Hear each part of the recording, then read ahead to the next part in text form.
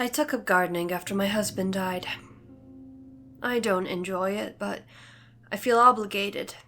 Like if I let his plants die, then the last traces of him will be wiped from this earth, and he will be utterly gone from me.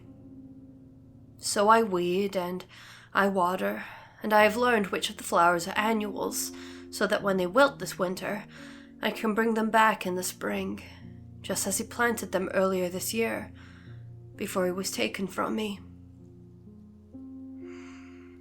I've posted photos of the ailing holly bush to a gardening community so that I can nurse them back to life, and maybe that will be some kind of redemption. I've taken cuttings of some of the plants and they sit in cups of water all throughout my house, taking in the sun on the windowsill as I encourage them to put out roots so that their line can continue onwards, and if anything should happen, I can replant them, and it will be like they never died at all. My friends think it is good I've found something productive to do with myself. It'll help with the healing, they say, to maintain his garden. I don't think I'm healing at all. I about fell apart when some birds destroyed the irises. I'd heard a commotion in my backyard. I ran out there and found 2 large crows dancing about the flowers, ripping them out of the ground with their claws, stabbing at the dirt with their beaks. I rushed at them, yelling, and they took flight, screaming their ire at me from the air. Then I stood there and stared at the mess, at the uprooted and trampled plants, their broken stems stained with moisture like blood.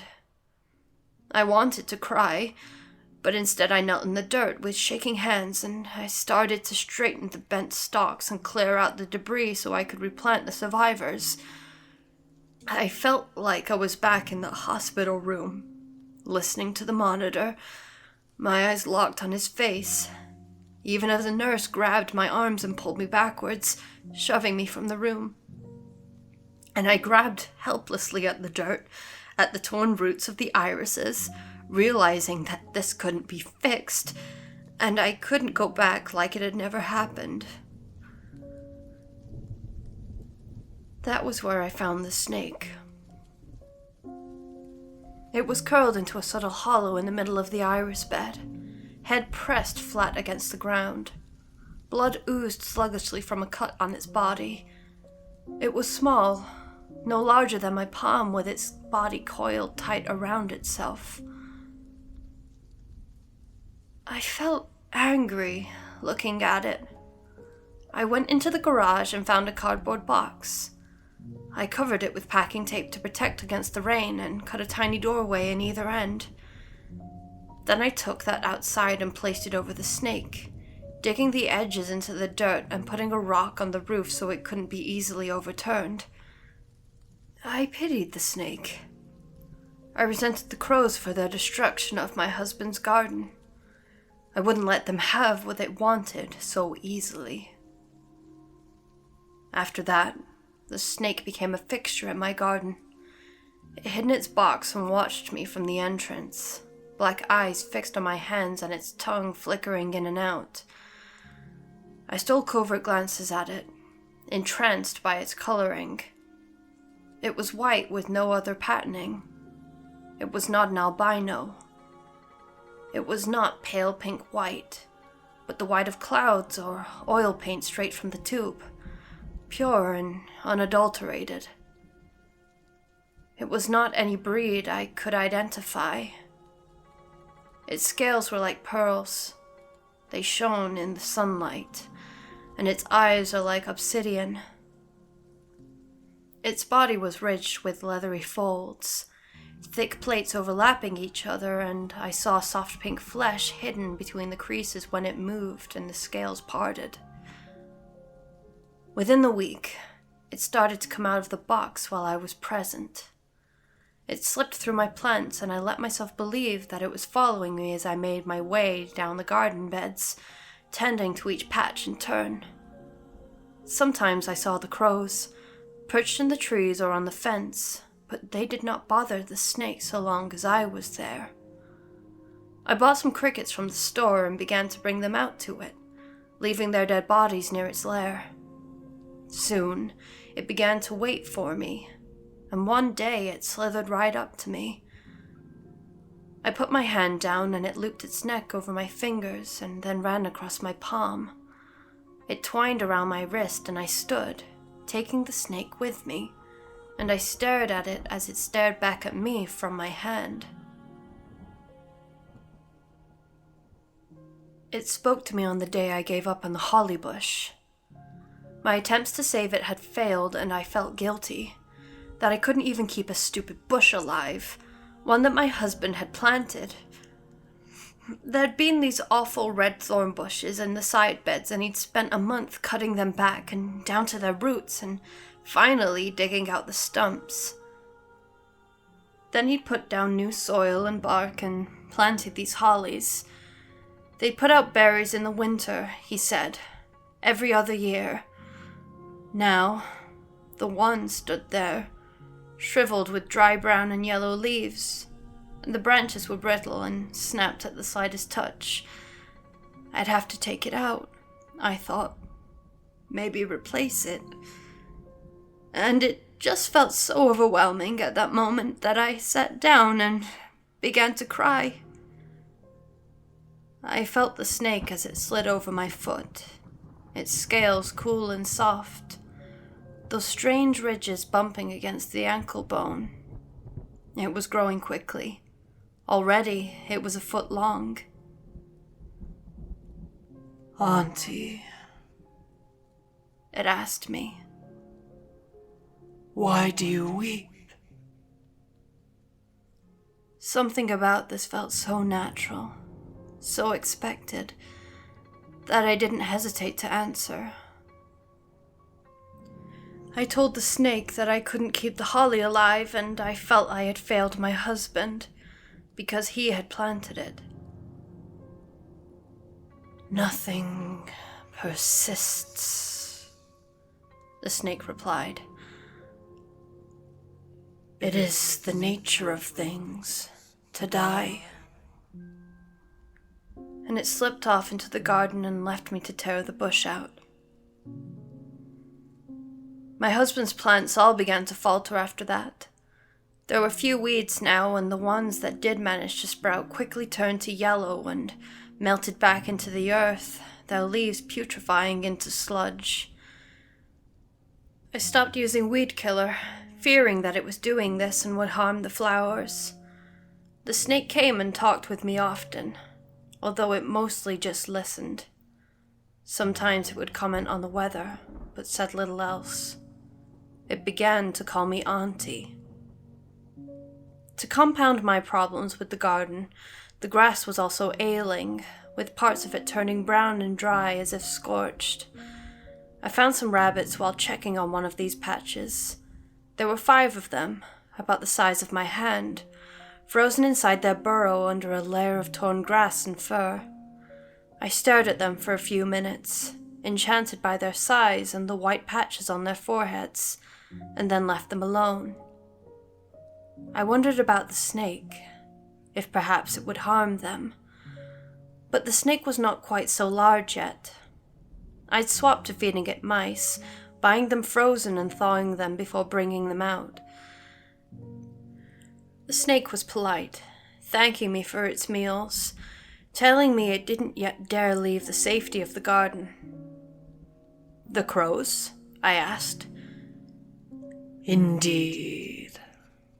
Its tone was wry. "I am not quite big enough to make a meal out of them." The statement sounded like a promise. I glanced over my shoulder to where the pair sat watching in the tree, and it felt like a shadow passed over the sun. A few days after I found the rabbits, I again walked to where their burrow was, wanting to see if they were still there. I found them strewn about the entrance to the hole, spines supine, legs outstretched, and eyes wide open and their mouths gaping, flecked with dried froth. There were no marks on them, but the ground around them was torn, as if they'd clawed at the earth in an attempt to drag themselves forwards and away from the burrow. My heart hammered in my chest. The bodies were stiff and dead flies lay on their fur. I got a shovel from the garage and went to dig a hole out near the trees. The snake came to join me. It regarded the pile of corpses for a moment and then twined between my feet. It asked me why I was so sad. Rabbits die. That is what they are born for. I don't like seeing it, I whispered. I thought of the last sight I had of my husband, body twisted up, mouth gaping for air. Certainly, the funeral home had made him look peaceful, but that wasn't him anymore. It was a body, nothing more, and it can't dispel what he looked like in the last seconds of his life. Now, staring down at the rabbits sprawled before me, I saw the similarities in their twisted limbs and open mouths, silently screaming at whatever injustice had ripped them away from their lives so soon. Then go inside, the snake whispered. And I will take them away for you. I went, as if in a trance. And when I came to myself and returned to the backyard, I found that the rabbits were gone and the burrow they laid in was now a deep hole, stretching down into the black earth. I filled it in and packed the earth down. It was over a week before I saw the snake again. In that time, my garden rebounded. The plants grew green again, and, unfortunately, the weeds came back. I wondered where my snake friend was and worried that perhaps the crows had gotten to it after all, for I hadn't seen them either. Then, one afternoon, as I was watering the irises, it came sliding out of its home. It was much larger than before, perhaps 5 feet long and 1 inch in diameter. I turned off the hose and asked where it had been. I dove deep into the earth, Auntie, it said to me. I sought the realm of the dead. I felt cold suddenly, despite the sunlight.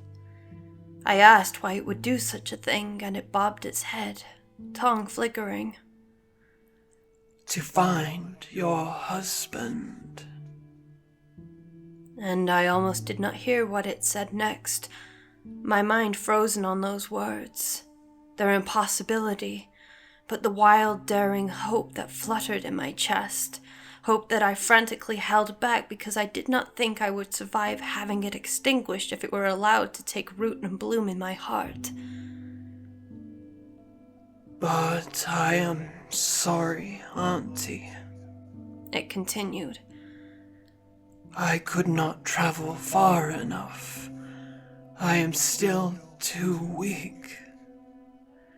Let me stay in your garden a little longer, and then I will try again. The spring passed and turned into summer. My neighbor's vegetable garden began to yield its crop, albeit small, for their garden was suffering with the rain and the heat, and their plants had barely grown this year. But there was enough to harvest, and I saw them out there one day, gathering the squash and taking it to the grill to cook it.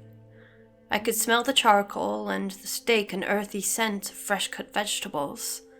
They had company over, another couple, and I could hear them laughing and talking on their back deck from inside my house. It hurt in an odd way. My house had been silent for many months now. I'm not certain how long it was before I became aware of the quiet coming from the backyard. It struck me suddenly and I thought it odd, for it was still bright out and surely their company wouldn't have gone home so soon. I went to the back window and looked. The 4 of them were lying on the ground. None of them were moving. I felt dizzy. I stumbled back from the window. I thought of the funeral home and being there alone with my husband's body and hating how still he was. hating looking at him and seeing nothing, like he was carved of marble. I forced myself to move, to go to the back door, to run to the fence gate and let myself into their yard, to call 911. I knelt by the closest. The woman guessed, someone I didn't know. Her eyes were open, bulging with horror and streaked with black liquid, and her mouth was filled with bloody froth. Blood leaked from her nose and her ears, and her limbs were skewed. Her back and neck bent as if she were a doll thrown carelessly to the ground. I heard the screaming of the crows in the trees nearby as they hopped from branch to branch and shrieked at me. And then, a whisper from the fence. "Auntie," the snake called. "Come away. Come away. Look away." I did, and stood there with my back to the bodies of my neighbors, and wept while the 911 operator said it would be okay and the ambulance would be there soon. His words were empty, and I think he knew that too. "I'm sorry, Auntie," the snake murmured. "I'm sorry. I'll try to find them as well in the realm of the dead." They took the bodies away, putting them in bags so that the bystanders on the sidewalk couldn't see the bloody foam in their blackened eyes. The police came and took the food, and then they questioned me. No, I didn't see anything odd. No, I wasn't aware of anyone that would want to hurt them. I'd not gotten out much, honestly, not after my husband died. I answered everything as best as I could, and then they left. I did not see the snake after that. I found the hole it left behind, digging down into the earth as it sought the dead, and I loosely filled it back up. The neighbor's family came and began to pack up their house. They were there for a few days, and then the house went silent. I figured they'd have an estate sale at some point in the future, when they were ready. I hadn't yet gotten rid of my husband's belongings after all, and he'd been dead for months now. Then more people came, and I didn't recognize them, but they stayed in the neighbor's backyard and took soil samples and cuttings of the plants in the vegetable garden. My own garden was surviving, but barely. I'd had to rip out most of the irises, and I felt a sort of terrified desperation every time I went out there to try and save the plants that remained. The trees at the back fence line were beginning to lose their leaves, like autumn had come early, and I didn't understand why any of this was happening. Like my garden was dying with my husband. I didn't know the snake had returned. It hadn't called to me, and I was not the one that found it. Someone came to my door, one of the people that had been taking samples of the neighbor's yard. He wanted to do the same for mine. "Some soil," he said, "and some clippings of the flowers and bushes. Nothing intrusive." I asked what he was looking for. "Just checking for contaminants," he said, and he didn't need to explain anything else. They were afraid my neighbors had died because something had gotten into their vegetables. I took him around the side of the house and opened the gate for him. I stood by the fence as he poked around at the dry patches of grass, stabbed a tool like a spike into the soil and dropped the dirt clod into a bag.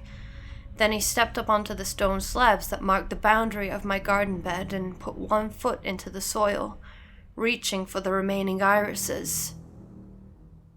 There was a flash of light, like the sunlight reflecting off a mirror, and the white snake emerged from the wilted garden bed. Its head the size of a watermelon, and I saw the fangs as long as my hand when it opened its mouth. It reared up, body like a tree trunk, and the man opened his mouth to scream before the snake's mouth closed over his head, the jaw descending to engulf him. It slammed into the ground, jerking the man's body down with it. And then the earth boiled beneath its coils, and the soil surged, and like a whale breaching and returning to the water, the snake fell back into the ground and dragged the man with him, his body limp, his feet the last thing I saw before the dirt fell into the hollow and there was nothing left behind. I covered my mouth with my hands, stifling a scream. I turned, walked back into my house, and only then did I allow myself to fall apart. I screamed, I sobbed, I clawed at my face with my nails. What was I to do? Should I call the police? Did I tell them there was a giant snake in my yard? I stayed in my house and did nothing. I walked from window to window, fretting, peeking into the backyard. Finally, after many hours, a policeman showed up at my front door. There had been someone out earlier, he said, getting samples for their investigation. Had I seen him? His car was still parked in front of my house. I told him he'd been in my backyard last, but I hadn't seen him leave. I assumed he'd moved on to other yards in the neighborhood and would be back when he was done. The officer asked if he could search the yard, and I said he could. Then he went out back and I watched from the window, dreading what I would see. He found the patch of disturbed earth, where the snake's submergence had torn all the plants free and half buried them in freshly turned soil. He poked around in the dirt and came up with the man's cell phone. Then he called in for more people, and I was told to stay inside the house, tersely, and I thought that this meant that they suspected I'd done something. They dug up that part of the yard, and I cried as they did this, because they knocked the stone border loose and there would be no saving the plants they'd uprooted, and all their efforts were wasted because the snake was gone, deep down into the earth, and it had taken its meal with it. They had so many questions for me, and I told them the same thing, again and again, that he'd gone into the backyard, and that was all I knew, that I didn't talk much with the neighbors after my husband died. And finally, bewildered, they stopped asking me questions. A few days later, we all got a letter in the mail from the city. It asked us to stop doing yard work. Don't mow, it said. Don't weed. Don't trim. And most of all, don't eat anything produced from our gardens. Stay inside. They were working on a way to neutralize some contaminants in the soil in our area. They were working on finding out where they'd come from. I knew. That evening, after the sun had set, I went out into the garden.